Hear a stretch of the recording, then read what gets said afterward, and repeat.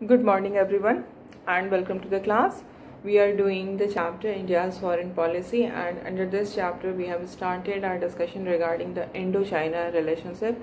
As we have seen, we started the relationship on a very positive note, but the things cannot remain the same, as we see that Tibet became one of the most important reason for conflict between India and China. Tibet was the main reason for the conflict, and as we have discussed that in the year 1950 China took over control of Tibet, while the large section of people in Tibet opposed this takeover, and in this India also took the side of we can say Tibet, and it tried to persuade China to recognize Tibet's claim for independence, which China did not like.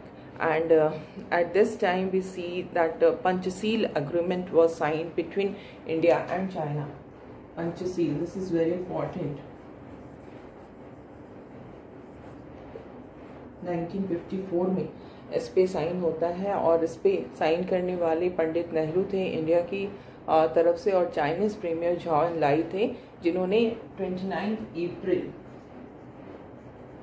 ये date आपको याद रखना है, Pandit Nehru from the side of India and Chinese premier Zhao Enlai जो थे उन्होंने sign किया था. दिस इज इम्पॉर्टेंट, ये आता है, और अभी खास करके एमसीक्यू में इस तरह के क्वेश्चंस बहुत ही इम्पॉर्टेंट हो जाते हैं. तो इसमें इन दोनों कंट्रीज़ ने पंचशील एग्रीमेंट किया, और ये पंचशील जो था इसमें पांच इम्पॉर्टेंट एलिमेंट्स थे, और इसमें जो मेन थ्रस्ट था ये इस बात पे था कि दोनों जो कंट्री वो आपस में कोऑपरेट करेंगे और एक दूसरे के इंटरनल मैटर्स में इंटरफेयर नहीं करेंगे. They will not interfere in the internal matters of each other. They will respect the sovereignty of each other.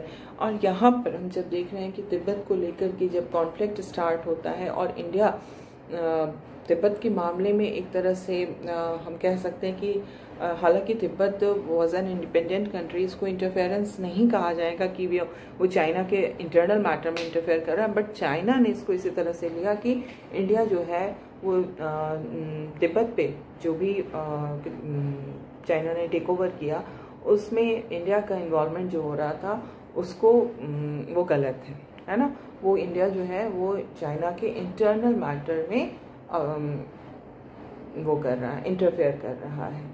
और इस तरह से जब पंचशील एग्रीमेंट हो गया, और इस पंचशील एग्रीमेंट में तो ये क्लॉज था ही कि both the countries will respect the territorial integrity of each other, the sovereignty of each other. तो इस एग्रीमेंट के जो प्रिंसिपल्स थे उसको मानते हुए इंडिया ने फिर एक्सेप्ट कर लिया कि ठीक है, चाइना का जो है वो क्लेम है तिब्बत के ऊपर. फिर स्टार्टिंग में इंडिया ने कहा, फिर वो ठीक हो गया, ठीक है, हमें कोई मतलब नहीं है. लेकिन इस समय क्या हुआ कि जो तिब्बतन स्पिरिचुअल लीडर थे दलाई लामा, है ना, दलाई लामा जो है वो चाइनीज प्रीमियर के साथ इंडिया आते हैं 1956 में. These are the important events we can say, है ना. ये 1954 का हुआ, फिर 1956 visit of Dalai Lama with Zhao Enlai. कहाँ आते हैं? इंडिया आते हैं, ठीक है. अब ये जो इनका विजिट होता है, इसमें हम देखते हैं कि नेहरू से भी बातचीत होती है दलाई लामा को की, और दलाई लामा जो है नेहरू को तिब्बत की सिचुएशन से अवेयर कराते हैं. लेकिन इस समय में वो ये बताते हैं कि किस तरह से वहाँ पे कंडीशन ख़राब है, चाइना किस तरह से उनके कल्चर को सप्रेस कर रहा है और उनको पूरा टेक ओवर कर लिया है. तो ये सारी चीज़ें जो है वो सामने आती हैं. लेकिन यहाँ पर चाइना जो है वो पहले ही इंडिया को एश्योर कर चुके थे. झाओ एनलाई की भी बातचीत होती है नेहरू से, और वो यही कहते हैं कि हम तिब्बत को ज़्यादा से ज़्यादा ऑटोनॉमी देंगे. जो भी मतलब चाइना की जो भी प्रोविंसेस है, जो भी रीजन्स है, कहीं भी इतना हमने ऑटोनॉमी नहीं दिया जितना ऑटोनॉमी हम तिब्बत को देंगे, ठीक है. तो ये विजिट होता है, विजिट में दोनों से बातचीत होती है नेहरू की, और फिर मैटर हो गया ख़त्म। लेकिन फिर क्या होता है 1958 में, फिर से एक इवेंट होता है 1958 में, और ये क्या होता है 1958 में आर्म्ड अपराइजिंग होता है तिब्बत में।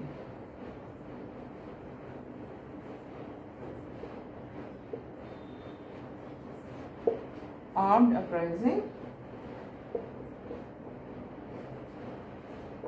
इन तिब्बत, ठीक है। तिब्बत में आर्म्ड अपराइजिंग हो जाती है, और इस तरह से, क्योंकि वो चाइनीज़ ऑक्यूपेशन नहीं चाहते थे, चाइनीज़ ऑक्यूपेशन के अगेंस्ट ही ये अपराइजिंग होता है। लेकिन जब अपराइजिंग होता है तो फिर चाइनीज़ सप्रेशन जो है वो और भी ज़्यादा बढ़ जाता है। ये पहले भी मैंने बताया, ये एक साइकिल होता है। जब हम पे एट्रोसिटी की जाती है तो हम, और अगर हम उसके अगेंस्ट आवाज़ उठाते हैं तो वो एट्रोसिटी और भी बढ़ जाती है। एक तरफ से एक्शन, हर एक्शन का रिएक्शन होता है। न्यूटन का जो लॉ है वो हर जगह काम करता है, जब भी हम कोई एक्ट करेंगे तो उसका रिएक्शन आएगा ही आएगा। तो जब चाइनीज़ ऑक्यूपेशन हुआ तो उसके अगेंस्ट लोगों ने आर्म्ड अपराइजिंग किया, आर्म्ड अपराइजिंग हुआ तो फिर सप्रेशन जो था वो और भी बढ़ गया। अब ऐसे सिचुएशन में क्या हुआ कि ये लगने लगा तिब्बत में कि कंडीशन बहुत ही ज़्यादा ख़राब हो जाएगी, और तब 1959 में दलाई लामा जो है he crossed over into the Indian border and he sought asylum. Asylum क्या होता है, जब बहुत कोई इम्पॉर्टेंट जो इंडिविजुअल्स होते हैं वो जब किसी दूसरी कंट्री में रेफ्यूज लेते हैं तो उसको हम असाइलम कहते हैं। तो ये एक बहुत ही इम्पॉर्टेंट इवेंट हम इसको कहेंगे कि 1959 का जो ये है, जिसमें कि हम देख रहे हैं कि दलाई लामा क्रॉस ओवर करके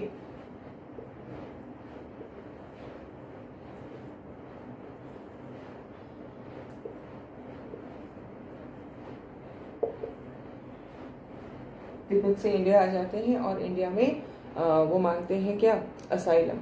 और जो इंडियन गवर्नमेंट होती है वो उनको असाइलम दे भी देती है, ठीक है। तो ये जो असाइलम दिया गया इंडिया की तरफ से, उसका चाइना ने बहुत ज़्यादा विरोध किया। उसको ये लगा कि ये गलत हुआ है, इंडिया को असाइलम नहीं देना चाहिए था। अगर इंडिया चाइना के साथ अपने रिलेशन को इम्प्रूव करना चाहता है तो तिब्बत का जो स्पिरिचुअल गुरु जो दलाई लामा है, जो कि चाइनीज़ ऑक्यूपेशन के अगेंस्ट लोगों को मोबिलाइज कर रहे हैं, और आज वो भाग के इंडिया चले गए और इंडिया उनको शरण दे दिया, इसका मतलब इंडिया इज़ अगेंस्ट चाइना, है ना। तो ये बहुत ही ज़्यादा इसके कारण रिलेशंस ख़राब हुए। उसके बाद हम ये देखते हैं कि बहुत सारे तिब्बतन्स जो है वो इंडिया में रहते हैं, है ना, रेफ्यूज़ी की तरह से बहुत सारे तिब्बतन्स रहते हैं। अगर आज के डेट में भी हम देखें तो धर्मशाला जो कि हिमाचल प्रदेश में है वो लार्जेस्ट रेफ्यूज सेटलमेंट है तिब्बतन्स का इंडिया में, ठीक है। और दलाई लामा भी, मतलब उनका धर्मशाला जो था वो उनका एक होम बन गया इंडिया में, वो वहीं पर रहते थे इंडिया में। और 1950s और 60s में बहुत सारे ऐसे पॉलिटिकल लीडर्स थे, पॉलिटिकल पार्टीज थे, लाइक सोशलिस्ट पार्टी, जनसंघ, जिन्होंने तिब्बत के इंडिपेंडेंस के कॉज को सपोर्ट किया। लेकिन ये तिब्बत ही हमारे इंडिया और चाइना के रिलेशन को जो ख़राब होने की तरफ बढ़ा, वो इस वजह से हुआ। वो कैसे हुआ अभी उसको आगे हम लोग फिर से देखेंगे, लेकिन यहाँ पर तिब्बत का जो मैटर है उसको हम लोग पूरा करके तो फिर हम देखेंगे कि ये सारा कुछ जो हो रहा था, स्पेशली दिस वन, इसने कैसे इम्पैक्ट किया इंडिया चाइना के रिलेशन को। यहाँ पर हम तिब्बत पे फोकस कर रहे हैं। तो तिब्बत जो है वो चाइना ने तिब्बत ऑटोनोमस रीजन क्रिएट कर दिया, और ये तिब्बत ऑटोनोमस रीजन जो है वो चाइना का एक इंटीग्रल पार्ट है। हालांकि तिब्बत जो है वो चाइना के इस क्लेम को अपोज करते हैं कि Tibet is part of Chinese territory, वो नहीं इस बात को एक्सेप्ट करते हैं, बट तिब्बत आज के डेट में चाइना का ही पार्ट है ना। और चाइना जो है, एक तो ठीक है उसको ऑटोनोमस रीजन बना दिया, लेकिन सबसे बड़ी चीज़ जो तिब्बत में के साथ वो किया गया कि जिसको कहते हैं कि डेमोग्राफी को चेंज करने का जो एफर्ट्स होता है वो किया गया। ज़्यादा से ज़्यादा चाइनीज सेटलर्स को ला करके तिब्बत में सेटल कर दिया गया गवर्नमेंट की तरफ से, ताकि जो डेमोग्राफी है वो बदल जाए, जो पॉपुलेशन का स्ट्रक्चर है वो बदल जाए, कल्चर बदल जाए, है ना, जो डिस्टिंक्ट कल्चर है जिसके कारण तिब्बत अपने आप को, तिब्बतन्स अपने आप को अलग मानते हैं, वो कल्चर डिस्टिंक्ट न रह जाए, इस कारण से चाइनीज़ सेटलर्स को वहाँ पे सेटल कर दिया गया। और चाइना और तिब्बत के बीच का हालांकि अभी आज के डेट में कोई ऐसा कॉन्फ्लिक्ट सामने से नहीं है, but the problem is still there.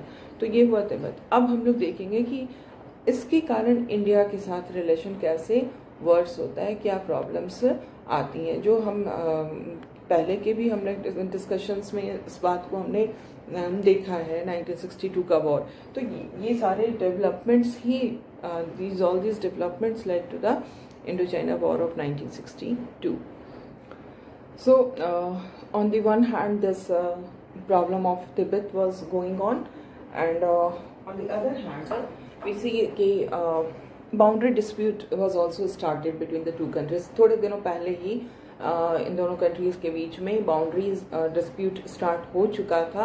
India का क्लेम था कि बाउंड्री का जो मैटर है वो सेटल हो चुका है कॉलोनियल टाइम में ही, जो कॉलोनियल टाइम में जो हमारे बाउंड्री थे that is the final boundary. But China जो था वो उस कॉलोनियल डिसीजंस को एक्सेप्ट करने के लिए तैयार नहीं था। उसका ये मानना था कि जो वेस्टर्न और ईस्टर्न एंड है ना, वेस्टर्न एंड और ईस्टर्न में इधर नेफा जिसको कहते हैं, नॉर्थ ईस्ट फ्रंटियर एजेंसी, है ना, नेफा, जो कि आज के समय में हमारा अरुणाचल प्रदेश है।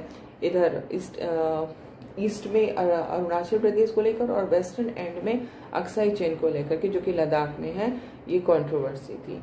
और इस पर चाइना जो है वो अपना क्लेम करता था। तो बॉर्डर डिस्प्यूट किसको लेकर है वो आपको याद रखना होगा। एक तरफ तिब्बत और दूसरी तरफ बॉर्डर इशू, दोनों चीजें एक साथ चल रही थी। ठीक है, तो ईस्टर्न में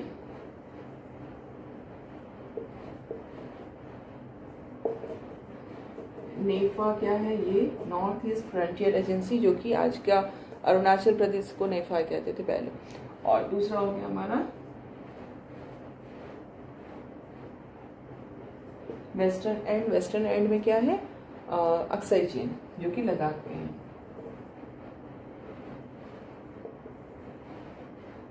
इन दोनों पर चाइना जो है वो क्लेम करता है।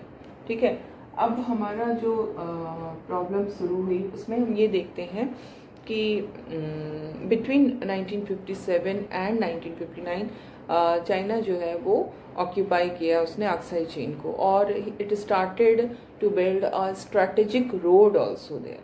ठीक है, 57 से 59 के बीच में अक्साई चेन पर उन्होंने अपना ऑक्यूपेशन कर लिया और रोड बनाना स्टार्ट कर दिया। और इसके लिए जो टॉप लीडर्स थे उनके बीच में बहुत सारी बातचीत हुई, डिस्कशंस हुए, कॉरेस्पॉन्डेंस हुए, लेकिन ये जो डिफरेंस था जो कि अक्साई चेन को लेकर आया वो सॉल्व नहीं हो पाया। और उसके बाद छोटे छोटे बॉर्डर स्कर्मिस जिसको हम कहते हैं, स्कर्मिस क्या होता है,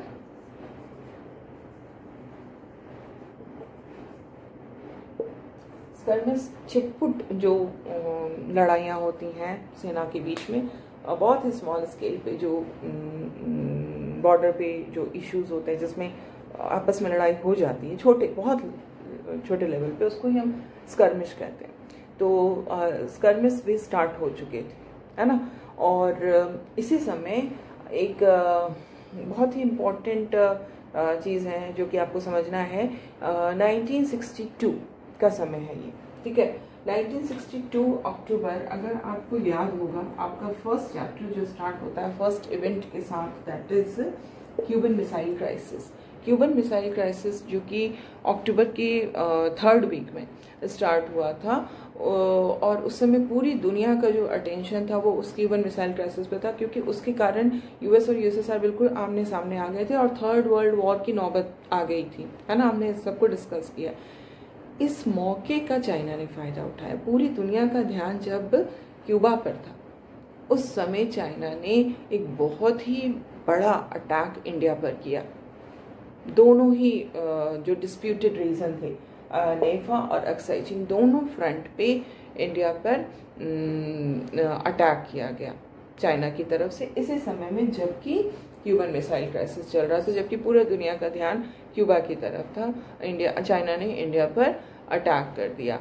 और जो पहला अटैक हुआ वो जो था वो हमारे नेफा पर हुआ, अरुणाचल प्रदेश पर हुआ, और 1 वीक तक ये अटैक चला। और इसमें अरुणाचल प्रदेश के बहुत सारे जो की एरियाज थे उसको चाइना ने कैप्चर कर लिया। और जो दूसरा अटैक है वो नेक्स्ट मंथ में आया, ये 26 अक्टूबर 26 अक्टूबर को ये अटैक हुआ था। और जो सेकेंड अटैक हुआ वो दूसरे मंथ में आया। और जो वेस्टर्न एंड पे हमारा अटैक था उस पे इंडिया ने काफ़ी अचीवमेंट किया, वो चाइना को रोक दिया हमने, है ना। लेकिन ईस्ट में चाइना जो है वो हमारे मतलब आसाम के एंट्री पॉइंट तक चाइना घुस गया था।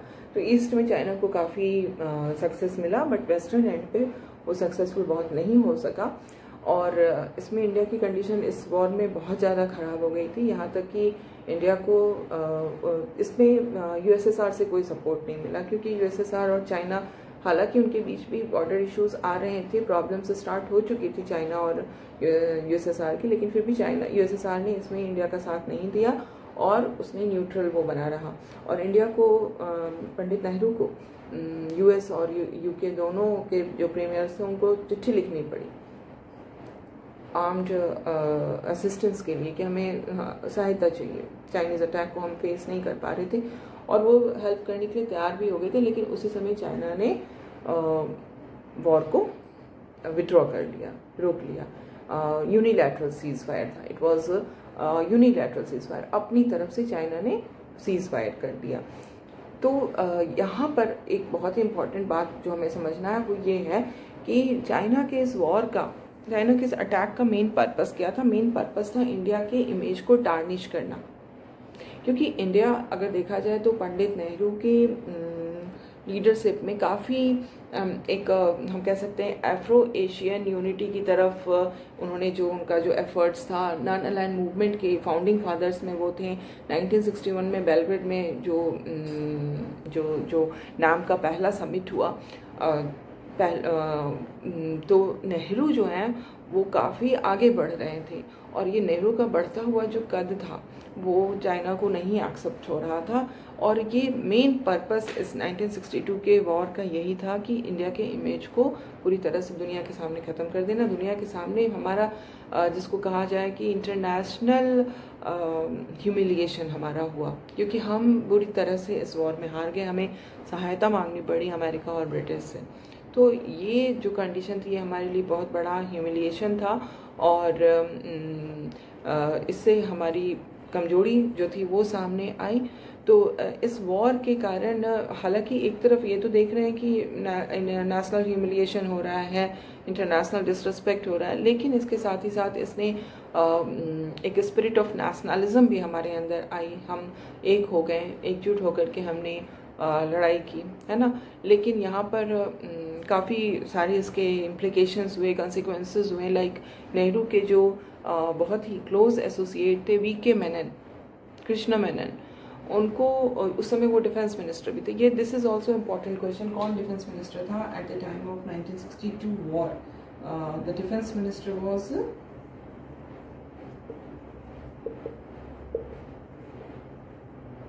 वीके मेनन। ओके,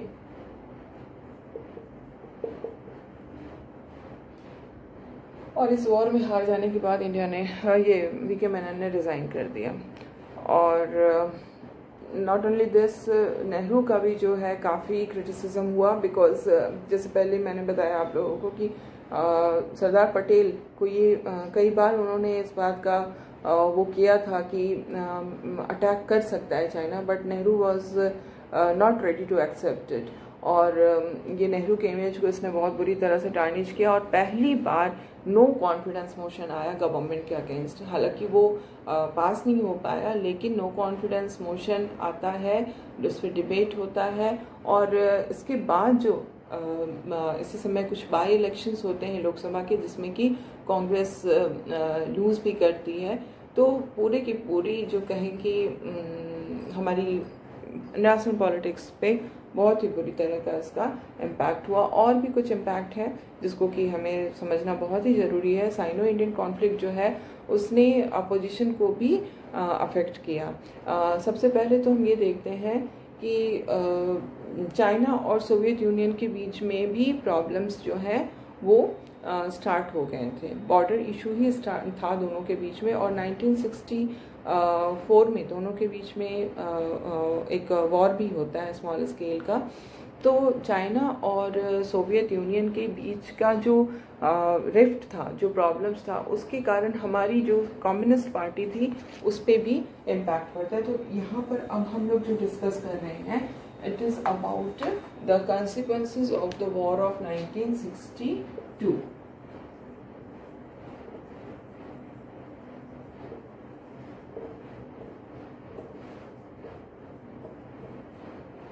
पहला चीज तो नेशनल ह्यूमिलिएशन हुआ।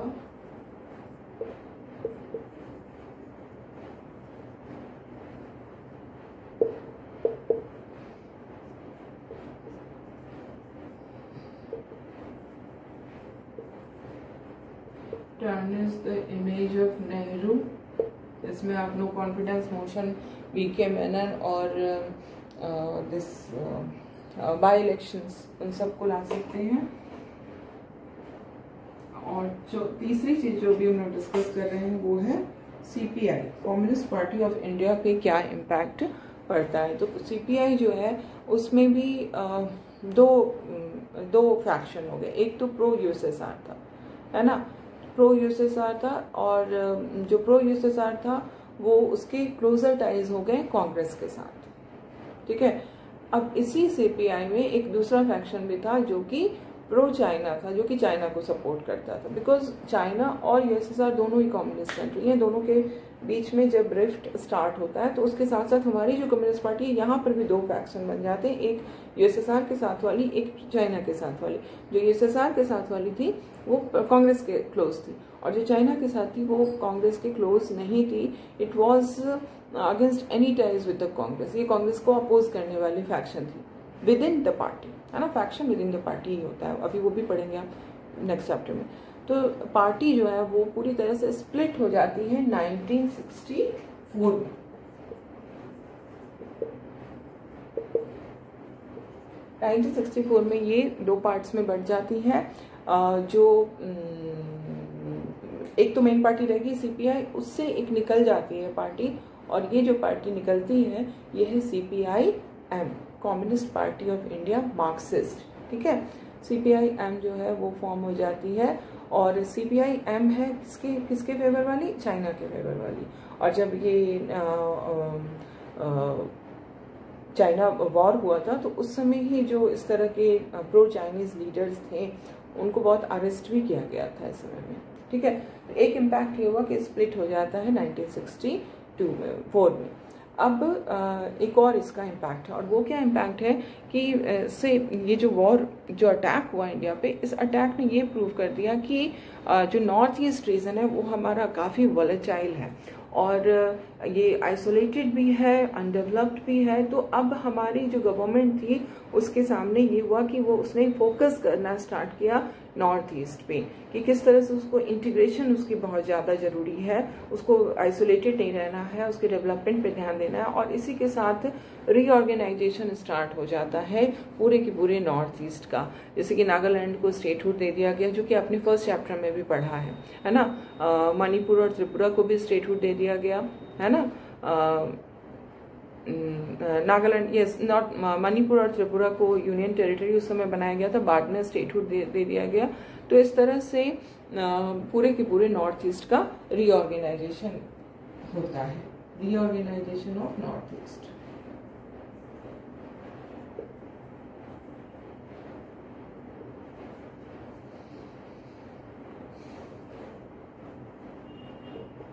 So these are the consequences of Indo China war of 1962। अब इसके बाद जो नेक्स्ट टॉपिक आपके बुक में दिया है दैट इज इंडो पाकिस्तान। तो इंडो पाकिस्तान आप साउथ एशिया में हम कर चुके हैं, है ना, तो we don't need to do it again, हमको फिर से ये करना नहीं है। वो साउथ एशिया में जो हमने किया है उसी से हमारा इंडो पाकिस्तान हो जाएगा। ठीक है, अब इसके बाद जो हमारा एक और टॉपिक इसमें ऐड हुआ है, कई सारे टॉपिक्स इसमें ऐड हुए हैं, जो स्कैटर्ड था ना वो सारा एक जगह कर दिया गया। जैसे इंडो यूएस रिलेशनशिप जो आपको चैप्टर 3 में यूएस हेजेमनी में एक्चुअली पढ़ना था, वो अब इस चैप्टर में आ गया है। ठीक है, तो अब जो नेक्स्ट हमारा टॉपिक है that is Indo U S relationship.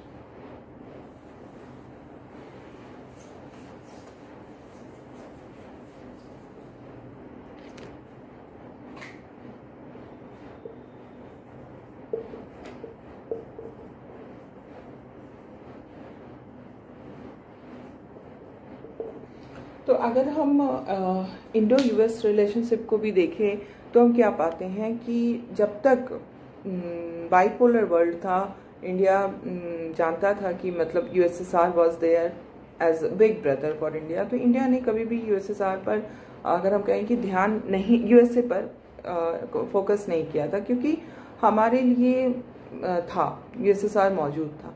लेकिन जब 1991 में यूएसएसआर खत्म हो जाता है, डिसइंटीग्रेट हो जाता है और वर्ल्ड जो है वो बाईपोलर से यूनिपोलर कन्वर्ट हो जाता है, तो अब हमारे लिए यूएस के साथ रिलेशन को इम्प्रूव करना बहुत ही इम्पॉर्टेंट हो जाता है चेंज सर्कमस्टांस में। तो एक तो सर्कमस्टांस चेंज हो गया, बाईपोलर से यूनिपोलर वर्ल्ड हो जा रहा है। दूसरी चीज़ जो इस समय अगर हम देखें तो हमें अमेरिका की जरूरत पड़ी क्योंकि यूएसएसआर नहीं रहा। तो अगर दूसरी तरफ हम देखें तो America was also in need of countries like India, because globalisation start हो जाता है। 1991 में हम न्यू इकोनॉमिक पॉलिसी को अडॉप्ट कर लेते हैं और इस न्यू इकोनॉमिक पॉलिसी के अंदर हम अपनी मार्केट को खोल देते हैं, हमारी इकोनॉमी पूरी तरह से ओपन हो जाती है, फॉरेन डायरेक्ट इन्वेस्टमेंट स्टार्ट हो जाता है। तो इसी के साथ इंडिया जो है वो यूएस के लिए बहुत बड़ा डेस्टिनेशन बन जाता है, अगर हर तरह से इन्वेस्टमेंट के लिए भी और मार्केट के लिए भी। तो अब यूएस भी इंडिया को इग्नोर नहीं कर सकता है ना। तो बहुत सारे ये these are the two factors जो कि इंडो यूएस रिलेशनशिप में रिसेंट ईयर्स में इमर्ज किए हैं, और इसके कारण हम देखते हैं कि दोनों कंट्रीज के बीच का रिलेशन काफ़ी ज़्यादा स्ट्रॉन्ग बन गया है। जैसे पहले जब तक कोल्ड वॉर था तब तक तो हमारे बीच में अच्छे रिलेशन नहीं थे, बिकॉज पाकिस्तान उनके साथ था, यूएस के साथ था, हम यूएसएसआर के साथ थे। तो पाकिस्तान तो पूरी तरह से मतलब अलायंस में था, हमारा झुकाव था सिर्फ यूएसएसआर की तरफ, तो रिलेशन अच्छा नहीं था। लेकिन कोल्ड वॉर के बाद हमारा रिलेशन जो है वो काफ़ी इम्पॉर्टेंट हो जाता है, और इसमें कुछ टेक्नोलॉजिकल डायमेंशंस भी हैं और role of Indian American diaspora भी है, क्योंकि हम देखते हैं कि अगर टेक्नोलॉजिकल और जो इंडो अमेरिकन डायस्पोरा है उसको अगर हम देखें तो कुछ हमारे पास फैक्ट्स है जिसके बेसिस पे हम ये प्रूव कर सकते हैं कि हमारा रिलेशन काफ़ी इम्पॉर्टेंट है। लाइक यूएस जो है वो हमारे करीब 65% of India's total export in software export जो है वो हमारा कहाँ जाता है, यूएस में जाता है। तो 65% of total export in software sector goes to U S. ये क्या है, ये हमारे बीच के स्ट्रॉन्ग टेक्नोलॉजी के कारण हमारे रिलेशन के स्ट्रेंथ को बता रहा है। Then 35% of the technical staff of Boeing is estimated to be of Indian origin. Boeing जो कि एरोप्लेन बनाने वाली सबसे बड़ी कंपनी है, उस कंपनी में 35% जो टेक्निकल स्टाफ है, minded technical staff, this is the technological relationship between the two countries, है ना। तो जो टेक्निकल स्टाफ है 35% वो इंडियंस हैं। इसके अलावा अगर देखें तो जो सिलिकॉन वैली है जो कि अमेरिका का सॉफ्टवेयर का हब है, वहाँ पर 3 लाख इंडियंस जो हैं वो वर्क करते हैं। ये डेटा आपका पहले का है, अगर रिसेंट में देखेंगे तो ये और भी ज़्यादा बढ़ गया होगा, है ना। इसी तरह से जो स्टार्टअप्स होते हैं, अमेरिका में बहुत सारे स्टार्टअप्स हैं, तो जो स्टार्टअप्स हैं उनमें हाईटेक स्टार्टअप्स हैं, 15% जो है वो इंडियन अमेरिकन ने किया है। तो ये हमारे बीच का टेक्नोलॉजिकल रिलेशन बहुत ज़्यादा बढ़ चुका है, एंड हम एक क्लोजर रिलेशन की तरफ बढ़ रहे हैं, हमारे साथ हमारे बीच में अच्छे रिलेशंस हैं। तो these are the facts which you need to give, जो हमने अभी कहा, जो कि बुक में आपके दिया हुआ है। अगर यूएस हेजेमनी वाले चैप्टर में आप देखेंगे तो it is given in the book, okay. But here you must understand कि इट्स नॉट कि इंडिया के अंदर जो विद इन इंडिया हमारे एक तरह के व्यू हैं डिफरेंट ग्रुप्स की कि चाइना अमेरिका के साथ हमको कैसा रिलेशन रखना है। लाइक अगर हम देखें तो कुछ ऐसे इंडिया में कुछ ऐसा ग्रुप है जो कि ये सोचता है कि इंडिया जो है वो अलूफ रहे वाशिंगटन से, बहुत ज़्यादा क्लोज रिलेशनशिप रखने की ज़रूरत नहीं है, क्योंकि वो एक बहुत बड़ा पावर है और इतने बड़े पावर के साथ अगर हम बहुत ज़्यादा क्लोज रिलेशन रखेंगे तो वो हमारे लिए कभी भी नुकसान का रीज़न बन सकता है। तो इसलिए एक ग्रुप है जिसका ये सोच है कि हमें बहुत ज़्यादा क्लोजनेस नहीं करना है बल्कि अलूफ रहना है। वहीं पर अगर दूसरे ग्रुप को, जो दूसरे एनालिस्ट हैं, उनका ये कहना है, उनका ये सोचना है कि जो हमारा रिलेशन ग्रो कर रहा है अमेरिका के साथ, it's an opportunity for India.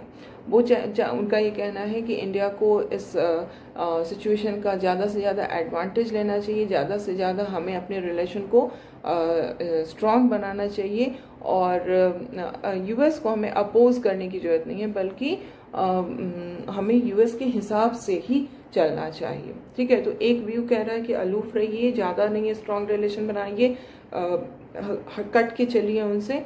दूसरे जो एनालिस्ट है वो कह रहे हैं कि उसके हिसाब से चलिए, बिल्कुल एकदम स्ट्रॉन्ग रिलेशनशिप मेंटेन करिए, वो जैसे चाहते हैं वैसे करिए, क्योंकि उसकी हेजेमनी है, उसके हिसाब से चलेंगे तो हमारा फ़ायदा होगा। ठीक है, अब तीसरा ग्रुप भी जो है वो क्या कहता है कि इंडिया जो है वो एक उसको लीड लेना चाहिए, एक कोलिशन बनाना चाहिए डेवलपिंग कंट्रीज का। ठीक है, तो अगर इस तरह का कोई कोलिशन बन जाएगा तो वो हो सकता है समय के साथ साथ बहुत ज़्यादा पावरफुल हो जाए और यूएस को हम चैलेंज कर सके। सो ऐसा बात नहीं है कि हमें इन तीनों ही पॉलिसी में से किसी एक ही को अपनाना है। हम according to circumstance, according to situation हम इसको अप्रोप्रिएट तरीके से मिक्स करके यूज़ करते हैं। यही होता है फॉरेन पॉलिसी का, यही मतलब होता है। हम एक चीज़ नहीं कि बस हम अलूफ ही रहेंगे, बस हम उसके हिसाब से ही चलेंगे, हम कोलिशन ही बनाएंगे, नहीं, आप तीनों चीज़ों को मिक्स करके चलिए। सो इस तरीके से ही जो रिलेशंस होते हैं वो बनते हैं। So this is all for today. Okay.